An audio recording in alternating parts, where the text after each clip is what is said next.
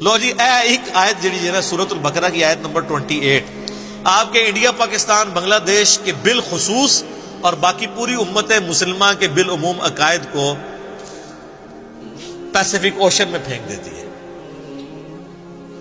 ڈر جاؤ اس دن سے، لا تجزی نفس عن نفس شیئا، جب کوئی جان کسی دوسرے جان کا بدلہ نہیں دے سکتی، ولا یقبل منہا شفاعہ، نہ کوئی دھونس کے ساتھ شفاعت کر سکتا ہے، ولا یؤخذ منہا عدل، نہ کسی سے کوئی معاوضہ قبول کیا جائے گا، ولا ہم ینصرون، اور نہ کوئی کسی کا مددگار بن سکے گا۔ چار چیزوں کا انکار آ گیا۔ اونٹ پیر تو اڑے کتنے گئے؟ تو بےچارے آپ کو ٹھیک ہی تو کہتے ہیں، آپ کیوں نہیں مانتے کہ قرآن حدیث ڈائریکٹ نہیں پڑھنا گمراہ ہو جاؤ؟ بالکل ٹھیک کہہ رہے ہوتے ہیں۔ ان کی ڈاکٹرن میں آپ گمراہ ہو جائیں گے اور قرآن کی ڈاکٹرن میں ہدایت پہ آ جائیں گے۔ یہ بھی سورۃ الاعراف میں آیت آئے گی کہ جس کا گیئر الٹا لگ جائے، اللہ تعالیٰ فرماتا ہے اس کو ہدایت کا راستہ گمراہی نظر آتی ہے، گمراہی کا راستہ ہدایت نظر آتی ہے۔ اور اللہ سے ڈر جائیں اس معاملے میں کہ کسی شخص کو گمراہی ہدایت نظر آنا شروع ہو جائے اور ہدایت گمراہی۔ اور اسی چیز کو قرآن حکیم میں کئی جگہ کہا گیا ہے، شیطان نے ان کے برے اعمال ان کی نظروں میں سنوار دیے۔ اور یہ بڑا خطرناک معاملہ ہوتا ہے جب کہ شیطان انسان کو نیکی کے کام کروانا شروع کر دے نیکی کے نام کے اوپر، حالانکہ وہ ہو برائی کے کام۔ سلطانہ ڈاکو، بڑے اسمگلر، بڑے بڑے پراپرٹی ڈیلرز لوگوں کی زمینیں ہتھیا کے 1 لاکھ بندے کا دسترخوان چلا رہے، تو شیطان نے ان کے برے اعمال ان کی نظر میں سنوار دی۔ ان کو یہ حرام کا پیسہ کمانا نظر نہیں آ رہا، ان کو نظر آ رہا ہے کہ یار ہم اتنے غریبوں کو کھانا کھلا رہے ہیں۔ اچھا، یہ دنیا میں اس کی تعریف ہوگی، اللہ کے ہاں 0 سے ملٹیپلائی۔ اللہ کو دھونس نہیں ہے نا، یہ روب تو آپ پہ چل سکتا ہے نا۔ اللہ کے لیے کوئی روب ہے کسی بندے نے 1 لاکھ کو کھلایا؟ سر، جو روزانہ لاکھوں ویل مچھلیوں کو کھانا کھلا رہا ہے پیسیفک کے اندر اور اٹلانٹک کے اندر، جو ایک چھوٹے ویل مچھلی کی جو ایک وقت کی خوراک 500 کلو گوشت ہے، آدھا ٹن ایک وقت کا چھوٹی ویل کھاتی ہے، جو ملینز آف ٹن گوشت لاکھوں ویلوں کو روزانہ کھلاتا ہے، اس کے سامنے 1 لاکھ کا دسترخوان تو ایک ویل مچھلی سے پورا ہو جاتا ہے۔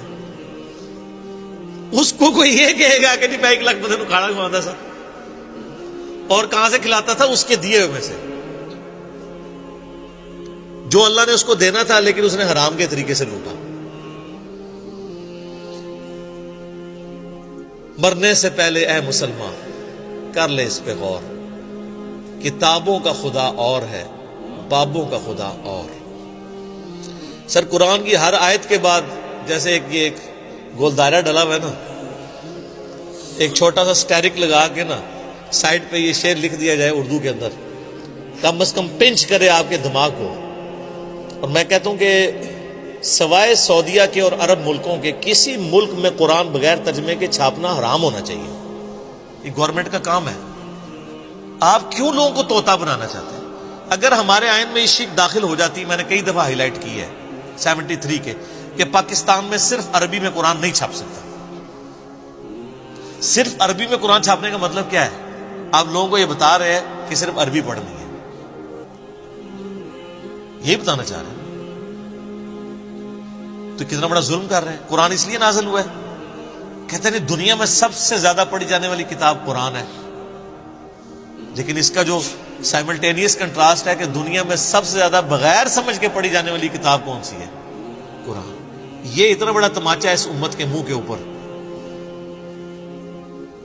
تو قرآن انڈیا، پاکستان، بنگلہ دیش کے اندر، رشیا کے اندر، ایران کے اندر بغیر ان کی نیٹو لینگویج کے ترجمے کے چھپنا ہی نہیں چاہیے،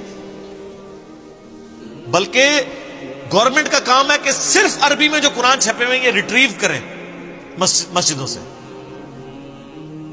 اور اس کی بجائے وہ رکھیں۔ کتنا خرچہ ہو جاتا ہے۔ سعودیہ والے دیکھیں نا، جو بندہ حج عمرے پہ جاتا ہے، حج والوں کو تو وہ ایٹ لیسٹ قرآن پاک ان کی زبان میں دیتے ہیں۔ چائنیز آئے ہوئے ہیں تو چائنیز کو چائنیز لینگویج میں دیں گے، ملائی لینگویج میں دیں گے ملیشینز کو، پاکستانیوں کو اردو ترجمے والا دیتے ہیں۔ ہماری گورنمنٹ نہیں کر سکتی، کوئی خرچہ نہیں ہے۔ ایک مسجد میں کتنے قرآن زیادہ رکھے ہوتے ہیں؟ 15-20، اس سے زیادہ نہیں ہوتے۔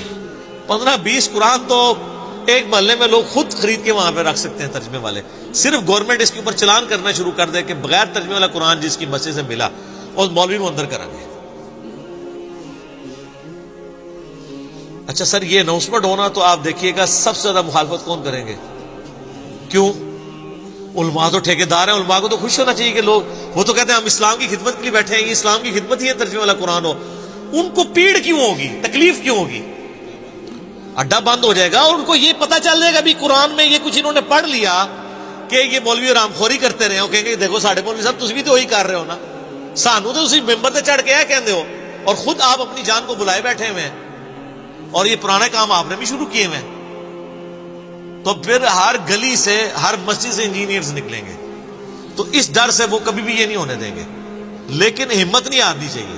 میں کہتا ہوں جس کا جتنا انفلوئنس ہے نا، عربی والے قرآن نہیں نکال سکتے، کم از کم اگر 10 عربی والے ہیں تو 10 اردو ترجمے والے وہاں رکھ دیں۔ کل کو کوئی، اور اردو اور ترجمے والے قرآن کے ساتھ سب سے بڑا مسئلہ یہ ہے کہ یہ غلاف میں لپیٹے ہوئے ہوتے ہیں، وہ ویسے نہیں کوئی کھولتا، کون اینج کر کے کھولے پھر اینج کر کے بند کرے۔ غلافوں کے، غلاف تو دشمن ہے قرآن کے، غلاف نہیں ہونے چاہیے۔ ہاں سامنے شیشہ لگا ہو، اچھی الماریاں بنی ہوئی ہوں، ڈسٹ پروف ہوں۔ قرآن کے اوپر غلاف کا کیا تک لگتا ہے؟ آپ خود مجھے بتائیں نا، 2 قرآن پڑھے ہوئے، ایک غلاف میں اور بغیر غلاف کے، آپ غلاف والے کو ہاتھ لگائیں گے؟ اتنا ٹائم کس کے پاس ہے یار؟ لیکن سعودیہ میں آپ دیکھیں نا، خصوصاً حرمین کے اندر میں نے دیکھا ہے، کمال کام کیا ہوا لوگوں نے۔ پیتل کی خوبصورت چھوٹے سائز کی انہوں نے اتنے سائز کی رکھی ہوئی ہیں الماریاں جو سامنے سے کھلی ہوئی ہیں، اور روزانہ ان کی صفائی ہوتی ہے، ڈسٹنگ ہوتی ہے، قرآن جتنے رکھے ہوئے ہیں ان کی۔ اور جیسے ہی کوئی ایسا موسم آتا ہے نا جس میں ہیومیڈیٹی بڑھ جاتی ہے، تو وہ شیشہ پلاسٹک جو ہوتا ہے نا، اس کے سامنے لیئرز لگا دیتے ہیں، وقتی طور پہ لٹکا دیتے ہیں تاکہ گیلے نہ ہوں قرآن، اور پھر جب موسم کھل جاتا ہے پھر وہ ہٹا دیتے ہیں۔ مساجد کے اندر بھی، شوکیس کے اندر، میں نے نہیں، وہاں کو غلاف کے اندر میں نے قرآن نہیں دیکھا سعودیہ پورے میں کہ غلاف کے اندر قرآن پڑھا ہوا ہو۔ تو بالکل صحیح اپروچ ہے۔ اور آپ اس لیے عربیوں کو دیکھیں گے، عربی قرآن بہت زیادہ پڑھتے ہیں۔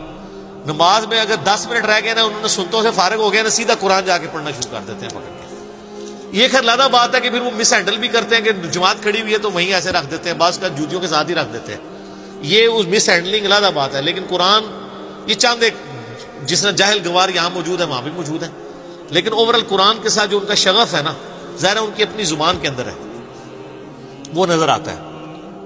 باقی پریکٹیکلی اگر آپ کہیں کہ ان کی زندگی میں کوئی فرق پڑا ہوا ہے تو وہ تو اسی وقت پڑے گا نا جب قرآن جو ہے وہ کبھی فزکس کی کتاب چومنے سے یا صرف تلاوت کرنے سے فزکس نہیں آپ کو آئے گی جب تک آپ اس کو سمجھیں گے نہیں۔ تو سر فزکس سمجھے بغیر نہیں آ سکتے، قرآن سمجھے بغیر کیسے آ سکتا ہے جب تک آپ اس کے اوپر تفکر نہیں کریں گے۔